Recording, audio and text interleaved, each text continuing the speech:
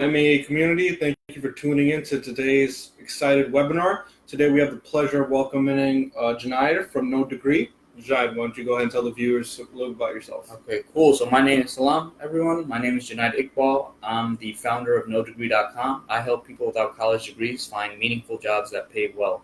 It's something I've been working on for the last 5 years, and I've actually been working on it full time for a whole year. And throughout my journey, I've had a lot of ups and downs. Unfortunately, everything's been moving in the right direction. Perfect. So I think this encompasses, a topic that's very popular right now. Yeah. I mean, a recent article came out said that student debt is, over $1 trillion. Yeah, it's like 1.7 trillion. So nowadays people are rethinking, the actual purpose of going to college. Yeah. They say the most expensive piece of paper now is the college diploma. Very expensive. So from your perspective, why did you start NoDegree.com? Was it because, you saw the student debt crisis rising, or what was the mechanics behind it? The student debt was one thing, but I kind of saw, especially we went to high school together, so we went to Brown Science, and that environment, everybody went to college, right? But the thing is, one issue is that I have a master's degree, and I saw who did well with school and who didn't, and oftentimes your self-worth was where you went to school, how you did in school, and it was kind of sad because I knew so many people who were very smart.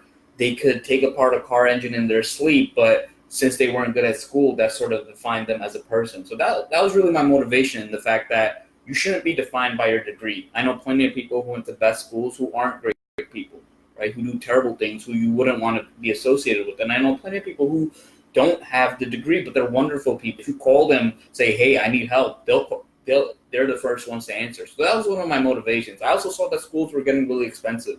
Oftentimes, especially as a Muslim, you're always told you have to go to school, you have to do this, you have to get a certain type of job, and if you don't get that type of job, that you're not valued. So that was another motivation, that you have to spend so much money, and schools are getting more expensive every year. I think 2016, the average student loan debt for that graduating class was like $30,000, and then year before it was like 20 something, and then I think 2017 it was like 37,000. So you have these debts just ballooning, that the tuition just goes up at a crazy rate. And it's not like the value you get from school increases as you're doing this. The value that you get from school decreases. It gets harder to find a job every year. Schools are sometimes not the best resources to find a job. Oftentimes the people who find jobs, they do things on their own. The career services don't know how to do a lot of things. Especially, I get a lot of resumes from people since I help people find jobs, and it's like their career services okayed the resume, and it's like, I'm not the best resume writer, but I know enough that I should go on Google and just take the first format. Yeah, well, so I could hit the nail on the head. We had the same issue in our school, but yeah. So it was just kind of, I saw that, and the thing is, there's so many opportunities even for people without degrees. It's just you don't know about them, and you're not educated about them. Like, I know plenty of people who are steam fitters, plumbers, electrician. I found out a job earlier this week, repoing airplanes. There's a guy, and you need a pilot's license. Oh, yes, I saw, yeah. And then, so it's like such a random job, but it's like you get paid well, and it's respectable, and you provide a service to society. You should provide. So it's like, I think you shouldn't just be looked at as your degree. I think every job has a value in society, because the doctor works with the nurse, who works with all the other hospital staff, who works with the ambulance driver, who works with the mechanic, right, and who works with other businesses. And it's like, if the mechanic said, no, I'm not repairing this ambulance, the ambulance driver can't take the patient. The doctor has no patient to see. The doctor's not going to drive his car and pick up. So I think every part of the chain is super important, and each part of the chain is necessary in order for society to function. Absolutely. I mean, come from, going to school and seeing everything, being in the workforce, somebody who has a finance background, 98% of what I learned was not in school, was actually on-the-job training. Yeah. So it was actually going, fresh and learning everything from scratch. The 4 years did not equate. It gave me somewhat of a foundation, if you will, but it was really the extracurricular activities I was doing at school that gave me more so the foundation to succeed at my workplace. One thing that I noticed is that, even companies like Google, Facebook, and these big tech companies are now eliminating the requirement of a 4-year degree to apply for a job. So from your perspective, where do you see that school just went wrong? Like, what are they doing just that are fundamentally not helping students when they graduate? they got greedy. Because tuition rates are tied to how much you can borrow. So the fact is, historically, in the 90s, if you went to a school from the 70s to 90s, right, you could almost major in anything. You could major in music, and a music major would be able to get your finance job. Yeah. And then slowly, I think since 1977, right, healthcare has gone up at 3 times the rate of inflation, I believe. College tuition has gone up 10 times the rate of inflation. Yeah. And it's like you see these things, and college campuses are always under construction. They're always doing this. You have all these facilities. And look, I'm not saying there's anything wrong with that, but you look at these administrators of these failing schools who have huge salaries, and it's like, but why? It's like it's not like the professors are getting crazy paid, and you see so much more administration involved in the college process when it's like. And one thing that colleges do is that they say that you need it. They market themselves that you need it. And then since students are not thinking about how much they're taking out, they just take out. It's like you're giving an 18-year-old a blank check to go to school. And the only time they realize how much they pay is when they first get a job. And they're like, wait, what? Let's say your student debt is $100,000. You're like, oh, I'll make $100,000 after graduation. No, that doesn't happen. So you make $60,000. Okay, so if you're cheap, maybe you'll pay it off. But when you make $60,000, you really make like $40,000. Yep, you make 40 something because you have insurance, you have benefits that you pay for, you have taxes that you pay for. Then that's if you live at home. If you live outside, it's like now all your savings are just purely being wiped out. You're living paycheck to paycheck despite going to school. So it's like I think they really got greedy. They really started charging, and they really started saying we're all you need. And that's all they push, that you go to school and you get a job. But that's not the case, that there's so many things you have to do in addition to school. And they also portray themselves as the only way to become successful. The thing is, there are many ways to become successful. For some people, it's school. For some people, it's not school. And it's like you can't have a one-size-fits-all solution. With any one-size-fits-all, there's winners and losers. And in this situation, the losers do real bad. Because I know so many people who go to school 1 or 2 years, they drop out. Now they have a debt and nothing to show for it. Whereas if they worked for 2 years, they would have had a lot more experience and they would have been more valuable in the workforce. If you tell someone, hey, I went to school 2 years and dropped out, that's it. Unless you become a success 10 years later, it's a good story. But in that moment, it's not helping you. Yeah, absolutely. No, I totally agree with that. And I think you brought up a few points, so let's definitely, dive into that. So school is becoming greedy, and as you mentioned, I think one of the main things is also tenure. Yeah. You can't have a robust curriculum if you have to hire the same professor for the last 40 years who may not be up to date on market trends. Yeah. Do you also feel that, it's the curriculum itself? Because something that I notice is that, a lot of students that, went to high school with us and that I know went to Ivy League schools or private colleges but majored in, let's say, English or history and, graduated with a good degree. Yeah. But we're unable to find a job in the workforce. And one of the things that I can't stress enough is that I believe every single school, whatever your curriculum is for that specific major, the foundation of it should be STEM classes, because that gives you analytical thinking and actual, I would say, skills that you can take with you to the workforce, rather than having to take your English 101, 102s, and those things. I think I slightly disagree with that. I think STEM is important. I do think you need the overall package in order to have a diverse background. But I also think that the fact is, one thing that schools kind of don't say, the best lessons you don't learn in the classroom. Some of the best skills you just cannot learn in the classroom. And the fact is, a lot of the new age stuff, you can't learn in the classroom, because in order for something to be in the classroom, it has to be fundamentally tested. It has to have a long history. So yes, you can learn general marketing principles, but you won't learn the latest marketing trends in a college class, because by the time the marketing trends happen and it becomes a course, it's already outdated. Yeah. So I think the fact is that for school, you can't learn the latest trends. It's just not how things work. Yeah, you may learn a case study here and there, but to learn the latest trends, you have to sort of get your feet wet. And the school sort of keeps you in a bubble.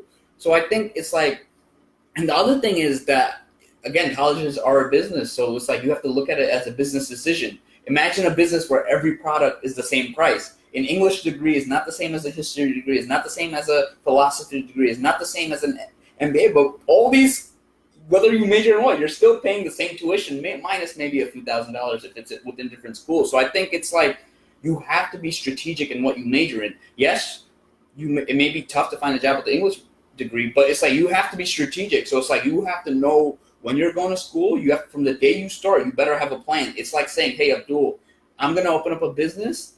Give me I'm going to borrow $100K, but I don't know what the business is. I'm just going to take a blank store. I'm not going to have any idea. And I'm just going to, so it's like, I'm just going to open a deli because I like delis and I think they make money without any research into like, where's the best location for a deli? What are some things I need to know? What type of staff do? Because there's so many things that are a part. So it's like you have to really do a lot of research into what your end goal is. Don't just major in something to figure yourself out.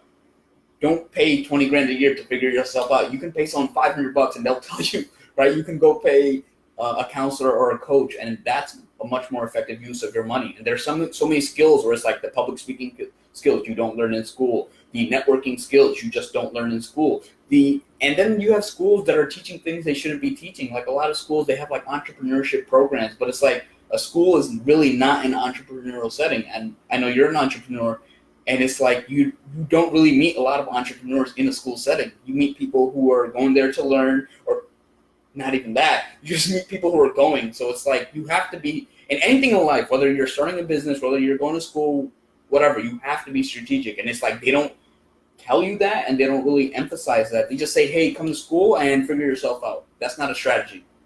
Okay. I think those are some good points. And you're right. School markets itself as, you come in, you spend the money, and eventually, 4 years, you may figure it out. If not, well, at least you have a degree, so you may be able to go out in the workforce and get a job. What do you tell people, or what would you tell people that, instead of going to school, let's say, they graduated high school around, 17, 18, which, average Americans graduate around that time. Instead of going to school, let's say there's somebody who wants to work for Google, who wants to do coding. Instead of going to school, how do you think he can use those few years to develop skills in order to go into Google and say, here's my resume, I want your entry-level software engineering. So I would say, a lot of these companies, they're suddenly dropping their college degree requirement. I still think it's still near impossible to get into those companies without a college degree, because think about it. Historically, they've always recruited people from a certain school, Ivy Leagues, right? Even if you get a referral, I know people in Google, and they say they recommend their friends and they didn't get in. So automatically, they're already always getting candidates from Stanford, Columbia. So these are, I went to Columbia, and it's a different environment. You have people who, for the weekend, they'll go abroad, whereas like in the weekend, you're just trying to not blow your $20. So it's like they're in a different league. So now it's like you have an environment full of people who come from a certain background. You drop the requirement, but you don't change the culture. They're used to interviewing a certain type of person. So I don't think, and the thing is, your aim shouldn't necessarily be to work at Google. There are hundreds of companies. I think these companies also kind of trick you in that you have to work for them. A lot of companies like Google and Facebook, they work crazy hours, and their turnover, people only stay there a year, take the name, and leave. So it's like, don't necessarily think that you have to be at Google. But let's say you're aiming for a company like that. A lot of boot camps are popping up. I know plenty of people who go to boot camps, 3 months, they get a job. It's like, so kind of do that. Be more strategic. And I would say, you got to figure out your end goal. Same thing. Like what are you trying to do? And then there's so many online courses and so many free resources and books. I would always recommend read books. It's like you learn so much from books. That I've learned how to negotiate. I've learned sales, how to talk to people. It's just like, so read. So I would recommend, if that's your goal, figure out how can you set yourself apart. So for Google, and be specific, don't just say, I want to work at Google. What department in Google do you want to work at? Because you can't say, hey, I want to work at Google and I'm going to work on a couple of skills. You have to be specific that, hey, you know what? I want to work in Google Ads. So I got to really learn Google Ads, set myself apart, learn the infrastructure, how their ads work. Or I want to work on Google Cloud, or I want to work on the Google other products. So you have to be specific. I think if your goals are not specific, it's just like, think about it. And let's say you want to be a basketball player. You don't just say, hey, I'm going to be a basketball. You say, you know which position you're going to be good in. If you're a big guy, you're going to be a center. If you're a small guy, point guard, you're good handles. If you're a scorer, maybe a shooting guard. You have to be specific. You don't just say, hey, a center can't be a point guard, right? And Shaq, despite being one of the best players of all time, he would make a crappy point guard. So it's like you have to, again, be strategic. I know I keep repeating it, but that's what sets you apart. You have to be specific in your goals, and then you have to go all out. So a lot of these boot camps, I know someone that went to it, It's like Monday to Saturday, 9 to 7 p.m., and they have no life. Like, you pretty much don't have any friends. You might have one day off just to catch up on sleep, and you live, breathe, and that's all. Live, breathe, and eat the boot camp. So it's like you have to, regardless of what you do, be willing to put in the work. If you don't put in the work, it doesn't matter degree or no degree. I know so many people who go to school, they're lazy, they half-ass it, and they don't get anything, and they wonder why. It's like, look, even if you go to school, that's still not the end all. It's not the 1990s where you could have a 2.1 and you'll get hired. Now everybody has a degree. You have to set yourself apart in some way. So I would say you want to get into those companies, gain a specific skill set. Gain something that's in demand. Kind of look at future trends and kind of go in that. But coding is definitely and learn different languages. I would say it's always good to know a programming language. Yeah, absolutely. I mean, I think not only with learning coding, I think the future trends are definitely like content writers. That's very needed in the market. People that understand SEO and online marketing compared to traditional advertising, and those are things you can really dive into. Just going online on Coursera, Lynda, and these type of websites where the cost is less. And it's something that you brought up. It directly translates also into the business world because I went to school where I majored in finance and economics, and I had a lot of students, my peers that wanted to go to the top investment bank firms, the top accounting firms. A lot of them went there. Yeah. They networked, they did everything they could to get there, and once they got there, a year later, they realized, they're done, killing themselves because the salary is great, but the 100 plus hours that they're working, when you divide it, the hourly rate is, pretty low. So I think you're right. A lot of these companies out there, they're not only how school markets themselves, they market themselves. They're like, look, like you have to come here. They're businesses. They spend a lot on marketing and branding, and they get their name out. They publish these reports. Why? At the end of the day, they're companies. They care about having a cycle. It's like, you see, I was speaking to someone, right? Same thing. He went to Queens College, and he was saying, hey, you know what? I want to be an investment banker. And people always say that, investment banker. They just hear these things that they make so much money. And I was like, why do you want to be an investment banker? And every time I ask that, they're like, oh, yeah, you know what? I like this and exit opportunities. So I said, you want to be an investment banker for the exit opportunities.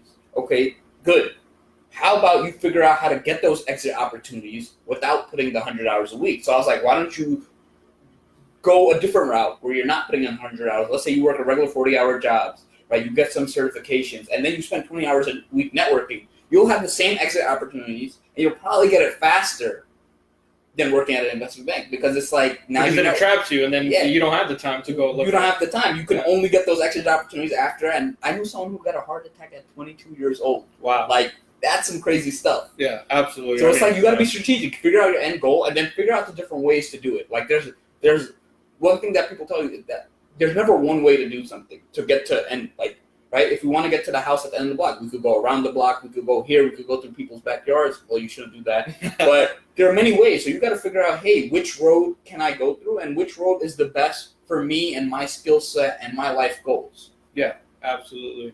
I guess pivoting towards, so you went from the workforce, being at a very lucrative career, an actuary, which is very much needed in the market. Now we deal with, so much risk. Yeah. And you decide to leave the industry and become an entrepreneur. How was that movement? Like, did it just occur? Like, one day you woke up and said, you know what? I just want to go and do my own thing. You know what? I was always sort of an entrepreneur. In like high school, I tutored. And then I always was trying to do different things. It was always a part of my personality, and I've always done that. But obviously, I don't come from a wealthy family, so I had to get a job, and I had student loans and all that.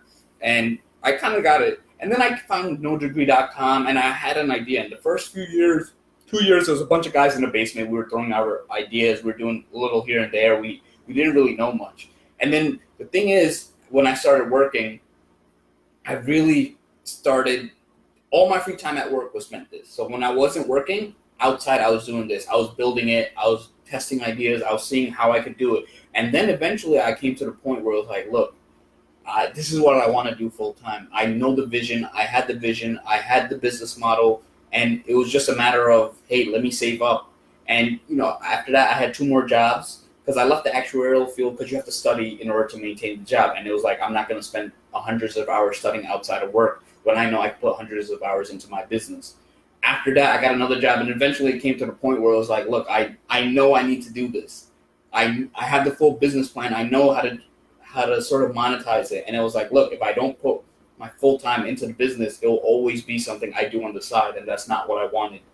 So that was kind of, it was just like, look, I know I needed to do this. And eventually it's like, it may come to you early, but I would always say work on your thing on the side, and eventually you just know, hey.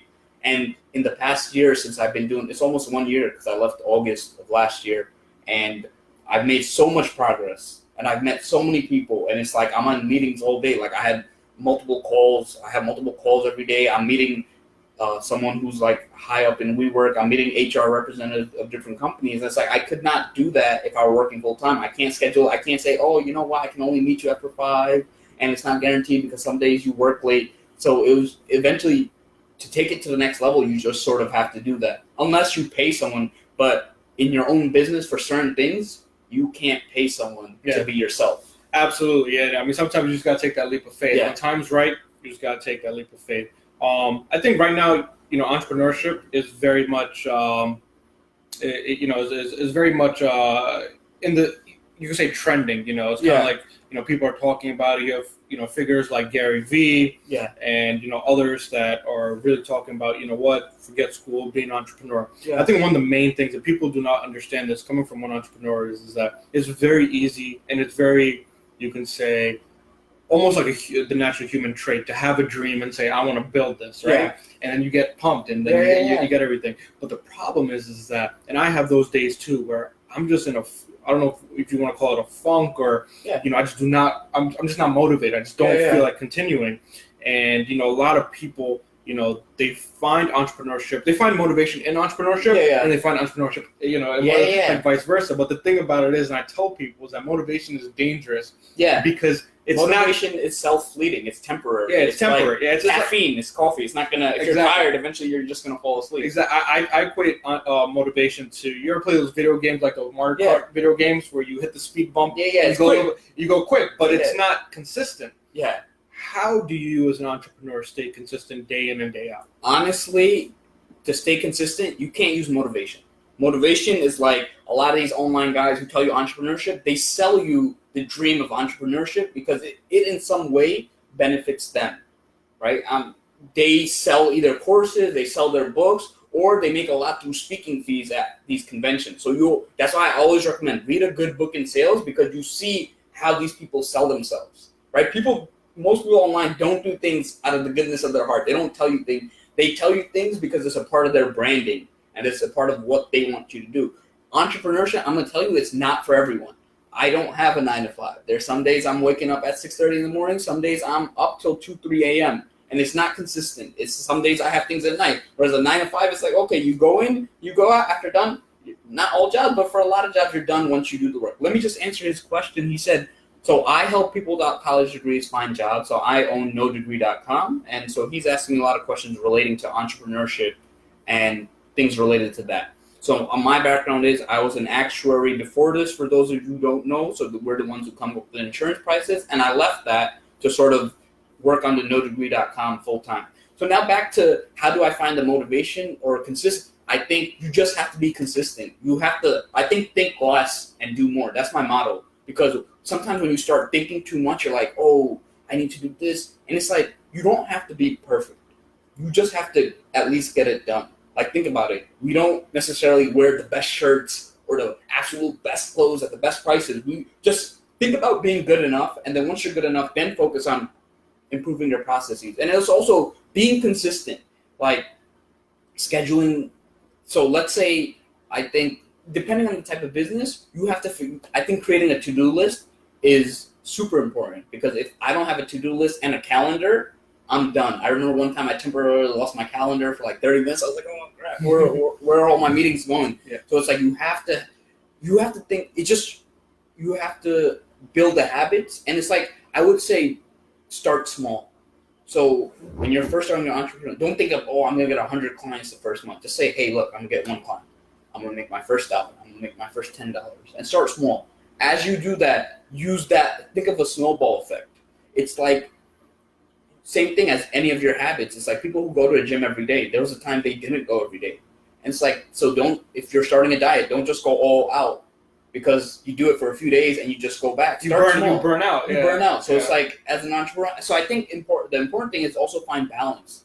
I think some people do the 100-hour work weeks, whatever. I don't do that. Right? I do work a lot, but also you have to figure out your strengths and weaknesses. So in general, I do the work on my strengths because, for example, I present, I speak. That's my strength. So I don't have an issue speaking to people, networking with people. For some people, that's extremely draining. So you have to find something that's not draining to you. Some people like working in the background. So I would say focus a majority of the time on your strengths and then focus a small amount of time on your weaknesses, because doing some other tasks for me is extremely draining, and I wouldn't be able to do that. For example, writing content, spending time doing that. I'm not good at that. So what I do is I outsource that. So you outsource things that you're not good at, do things that you are good at, because that's sustainable. And remember, as an entrepreneur in the beginning, you do have to do everything, but I think it's good to focus on a few things first. Because when you focus on a few things first, you get good at those things, and then you can sort of, you have to really understand the fact that you have to spend your time doing the highest value activities. So the highest value activities for me are following up with clients, finding clients, and doing these type of things. The low value activities, where it's like little details, you pay someone else or you find a service that takes care of it. And that's because, like I said, as you scale, you really can't do everything. Nobody can do everything. It's like we're human, we have our strengths and weaknesses, and once you understand that, then you can forward. I think that's a great point. Coming from one entrepreneur to another, I completely agree. As Steve Jobs said as well, find a good team that can, help you. You can allocate different tasks, and for you as an entrepreneur, focus on what you're good at and what you can get done. And I think. Sorry, MEA community. Just FYI, we will be posting this video, so any content that you don't see, you can always go back. And for anybody who has any questions, you can go ahead and jump in, because this is a conversation, and we'll go ahead and answer. I think. So Samir asks, what's your future plans and how will you execute? So my future plans, so right now I'm focused on the New York City region, New York City and Long Island. Mm-hmm. So I help businesses over here, but my future plans are to sort of go out to different states. So next go out to Connecticut, New Jersey, and definitely take it national. I'm focused on a lot of speaking opportunities. So I have like 5 to 6 speaking opportunities next month. So speaking is a big part of my business. Really advocating for people without college degrees is a big part of my business. So that's definitely what I'm going to do. And then I'm looking to really, the future goal is to sort of compete with it Indeed or a Craigslist, because a lot of people look for these types of jobs on Indeed or a lot of them are on Craigslist. But the thing is, on Craigslist, you get a lot of spam. A lot of business owners get a lot of bad applicants. So it's like I sort of want to improve that. So I really want to focus on content. I'm launching a podcast called the No Degree Podcast, where I interview people without college degrees and talk about to get to a certain career. Okay, great. Yeah, I'm sure we definitely have members in our community that don't have college degrees that have had, great success that would definitely like to, join. So, the more the merrier. So going forward, this encompasses, Muslim entrepreneurship. Yeah. Where do you, as a Muslim entrepreneur, where do you feel that our community is lacking in terms of entrepreneurship, and where can we actually take it further? I think the fact is, one thing I think I see all other entrepreneurship communities have is mentorship. I think Muslim mentorship is really lacking. A lot of people who are successful as Muslims, they don't reach out to the youth. Because I see other races and other communities, they always have someone they can talk to ask questions. And right now, the mentors I have, none of them are Muslim. Wow. So it's like, if you're Jewish, you're Christian, or you're Black, Hispanic, whatever, you will always have a mentor that you can reach out to of that race, and there'll be people actively going out. But now it's like my mentor is a white lady. I have like a Jewish guy that I'm friends with, but it's like none of them are my own community. And so what I actively do is any kids I know who are like starting college or young, I actively mentor them, because one thing I lacked, and it definitely would have started my career, is if I had someone to ask questions with, like an open door policy. Because oftentimes our parents have a different life, they have a different advice, and there are certain things I can't ask them because they just don't know. They know a certain way, but they don't know things about entrepreneurship, right? They don't know things about networking because they only network within their own community, and it's more familial based. So I think that's really how it started, because you learn so much just from mentoring. I learned so much from the kids I mentor because they teach me things I don't know about, like these at like TikTok and all that stuff, how it works. It's like I don't keep up with that. Yeah. And then, so I think really it's like mentoring and being accessible, because I find when I talk to you, I learn about things you're doing. When you talk to me, you learn about, because physically I can't know everything and I can't learn everything and I can't follow every medium. So when I talk to you, you tell me, hey, you know what? You should do this because that's right for you. So I think always have a community of people you reach out to and that you continuously talk to. Because when I talk to other business owners, I learn so much. And I have specific things that I can advise them on, and they have things that they can advise me on. So I think oftentimes entrepreneurs, it's a very lonely path, but it's like, don't make it lonely. Find other people that can share the journey with you in some capacity. It's not like they have to be in your business, but keep in contact with people. I think a lot of people you see is like they don't keep in contact and they don't maintain their network. And it's like your network, like my network is the reason I am where I am today. I would not be where I am without the help. And it's like, I'm not going to say I did it all myself, because I didn't. It's like, you have to have people helping you. To create like a support group. Yeah. And basically, yeah. I mean, again, you hit the nail on the head. This is why MEA is out there. We actually launched our mentorship program. So, I hope, you can sign up, and everybody who's viewing, Janai is here to, be a mentor and help our community as much as we can. And I agree. I mean, mentorship and sponsorship are two huge things. I know early on in my career, I had a few, or even before in college, I wish I had mentors in my junior year. Yeah. It would have propelled me. It would have saved me years of doing things that were wrong or not the best to my, the best I could do. And it would propel my career, Yeah, and I think one thing is I see a lot of people, they get mentorship, like Jewish people get it through mentors, through their synagogue, their place of worship. Christian people, like the weekends and all that stuff, they have these activities. You don't really see that in mosque. The biggest thing you see is Friday Jummah. That's it. Outside of that, it's just super religion focused. It's all that, and it's like there's really not much outside of that. And it's like that. I think you have to kind of start it, like have that as a centerpiece, because it's like there aren't any, like at churches there are resume workshops, there are career workshops. I've never heard of a mosque ever do anything like that. Wow, and it's like if you have things like that available, people will go, and then once people go, their minds will be open, because you see, it's like I see a lot of like churches, they'll have postings of jobs or this and that, and it's like that's the center for all these activities, and it's like people from there, they get a job or they find someone. So it's like our mosque is just, you just go to pray, you go for Eid, you go for Jummah, that's it. Other than that, it doesn't really happen. We answer that. Okay, absolutely. No, yeah, I totally agree. I mean, when I was in undergrad at Queens College, I was part of business organizations like Alpha, which was catered towards Hispanic business professionals, and connected them to major banks and accounting firms. They welcomed everybody, of course. NABA, which was focused on Black accountants and African Americans that are in financial services. Ascend, which was more for like Pan-Asian leaders of mostly of you could say China, Japan, and South Asia as well. So I totally agree. That's this is why we created MEA, because it I did not find a community that was solely Muslims helping other Muslims. Because as you mentioned, a lot of times those successful Muslims, they're just busy doing their own thing. Jummah prayer comes, they'll go say they'll go pray, say hi to everybody, and then hit the doors, and they're back to their lives. So absolutely. So tell me, where do you see like no degree going on? Let's say after the next 5 years, or the trend of the current market in terms of hiring. Do you feel that eventually we'll come to a point where maybe college will just become obsolete? It's just something you do. I think eventually, I don't think colleges will be obsolete, because they'll always be necessary for certain fields, like if you're a lawyer or doctor. But I do think they have to change, because so many people are learning things online. Like if you look at it, a lot of these boot camps in New York City have popped up where people are like, yo, screw college. I'm going to go to this boot camp. I'm going to come out and I'm going to make $100K. I'll make $120K. I'll pay 10 to 20K for this boot camp and I'll come out, versus paying losing 4 years, because you go to boot camp 3 months, right? You get a job that, let's say you get a job 80K. Let's say that's the low end. I see 120, 130K of bartenders getting these jobs with no experience. So it's like, now you do that 3 months. Now you have 3-4 years experience. Now you're competing with a kid who's in college 4 years, maybe in the internship or 2. Who's more marketable?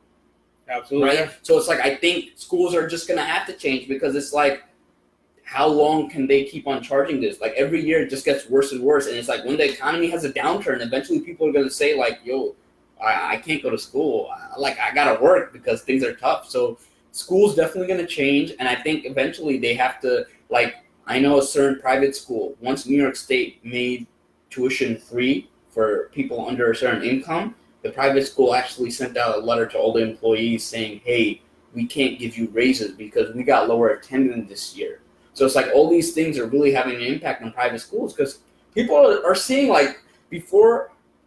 Not only are you, when you graduate, not only are you competing with the current graduates, you're competing with all the previous graduates that aren't finding jobs. And I know some people who have not been able to find a decent job in 2, 3, 4 years because they weren't taught in school and because schools don't give you the skills you need to be marketable.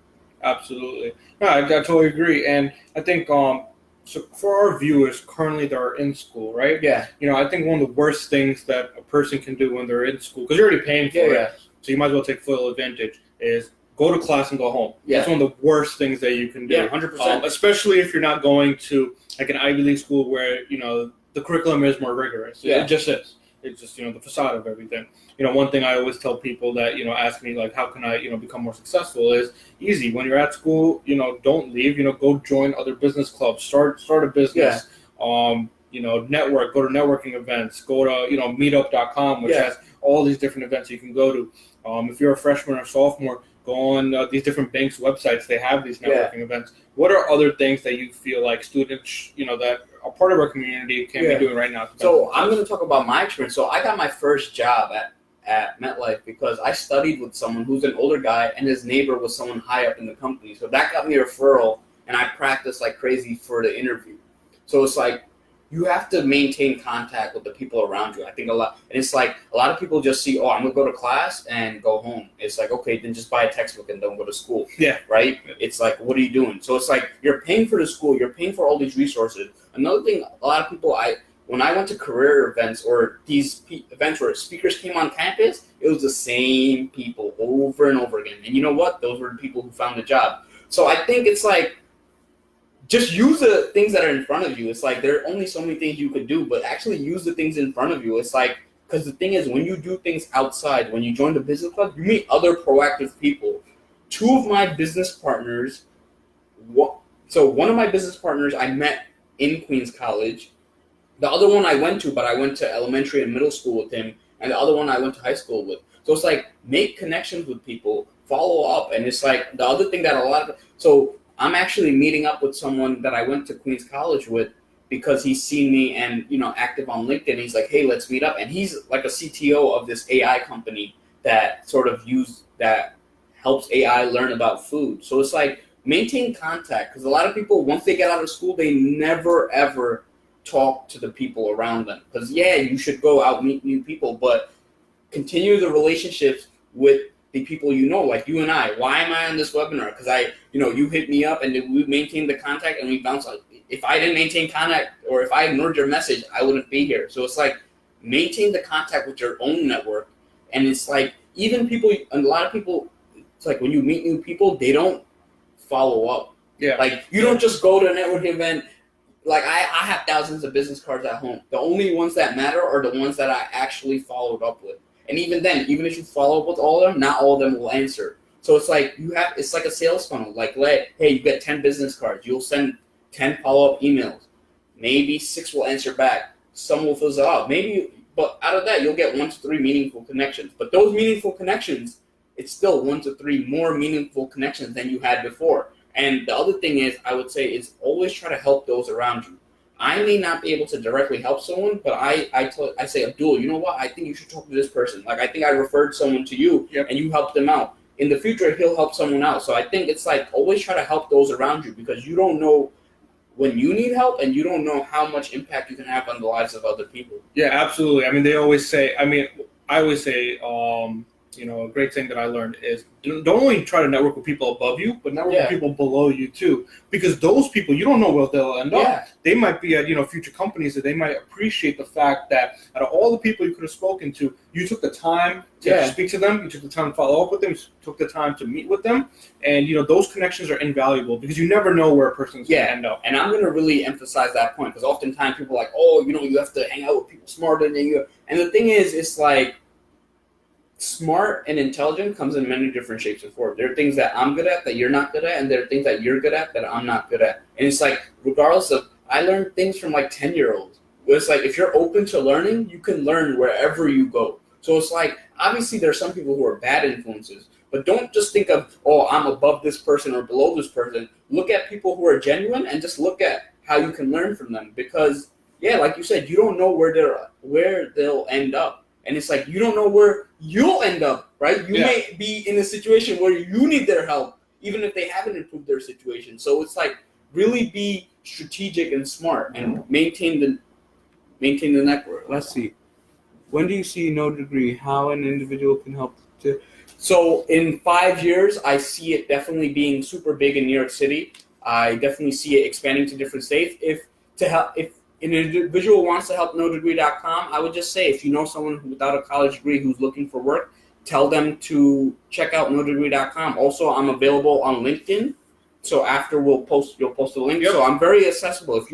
I spend a couple hours a day just talking to people on the phone, helping them with careers. And I don't charge for that. And I'm going to be launching live webinars where I give people career advice. So it's like, if you know someone who could use my services, if you know any businesses that are hiring, I help those businesses. So that would be how someone could help nodegree.com. I really appreciate it. Do you have any other specific questions? How can we help you, Samir? Because you're really active. I always like people who are really engaged with the... Samir is also a fellow QC alumni. Oh, okay, cool. That's why I like him. Yeah, he was very active in our community as well. But Junaid will also hopefully be committed to our mentorship program. Yeah, no, like I said, I love mentoring. It's something that I actively do. It's like I mentor a couple of kids, and it's like I've mentored like my nephew for now it's like 11 years. Like I've known him since I was born, and it's like I always, for example, when I'm launching a podcast, I'll say, hey, what ideas do you have that I should do? And look, he'll throw out some ideas that I didn't consider. Right? He'll do some research, like he did research on lighting for a podcast and all that stuff. It's like, it's always good to be able to really, because it's like at some point, it's like I'll be older, right? And I won't be as in touch, and he'll be in his 20s, and he'll be hungry. And it's like, I'll learn from him. I'll see the trends. And it's like, I can't have that sort of relationship if I don't start the mentorship now. Mentorship is not a, hey, 3 months you help someone. It's a lifelong process. For example, the mentor I have right now, she saved me years of learning. And she found a way to help me monetize my business. And she also gives me the confidence. And she gives me strategies because she has experience talking to executives and selling to them. So she said, look, this is how you're going to talk to the person. And she has some experience that I don't have access to. So it's like I have a mentor, I mentor people, and it's like a cycle. And then I help her with certain things because I know tech. I know certain aspects of tech and marketing that she doesn't know. So I help her with that. So it's just an overall mutually beneficial relationship. Absolutely. Well, thank you, Junaid, for taking part in our webinar. Thank you, MEA community, for tuning in. We'll be posting this so you can see the entire video. We'll also be posting, Junaid's links so you can keep in touch with them. Yeah. And thank you. And until the meantime, have a great weekend. I'll say one thing. I'm most accessible on LinkedIn. So if you really want to connect with me, reach out to me on LinkedIn. Jonaed. Last name IQBAL. Fortunately, I'm one of the few people with my name, so I'm easy to search. Nice. So I'm always accessible. Feel free to reach out to me, and thank you for having me, and I hope you found this really insightful. Thank you, MEA team. Have a great weekend. Till next time.